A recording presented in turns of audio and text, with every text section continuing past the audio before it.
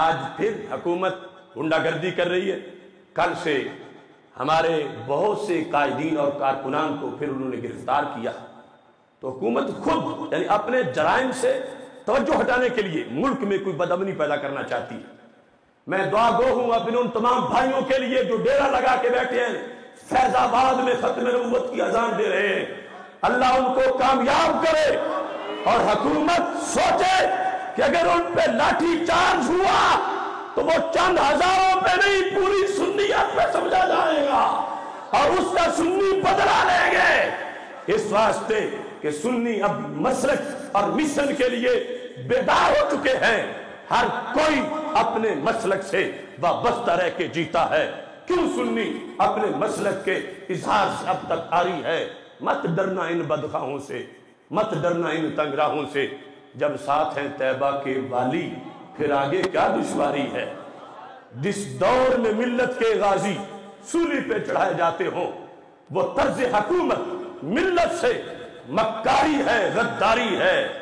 انگریز کے سب نوکر چاکر اس ملک سے بستر گول کریں, اب راج اسی کا آئے گا ممتاز سے جس کی یاری ہے.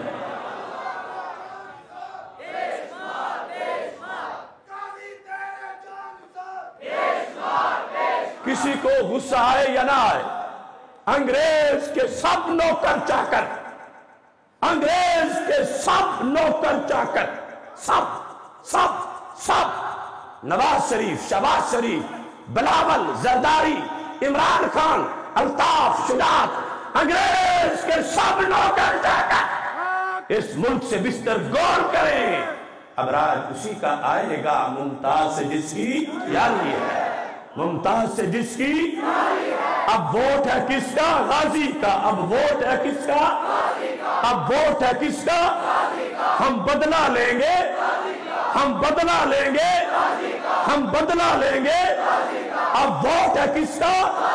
اب دور ہے کس کا؟ اب دور ہے کس کا؟ انگریز کے سب نوکر چاکر اس ملک سے بستر گول کریں. اب راج اسی کا آئے گا ممتاز سے جس کی یاری ہے.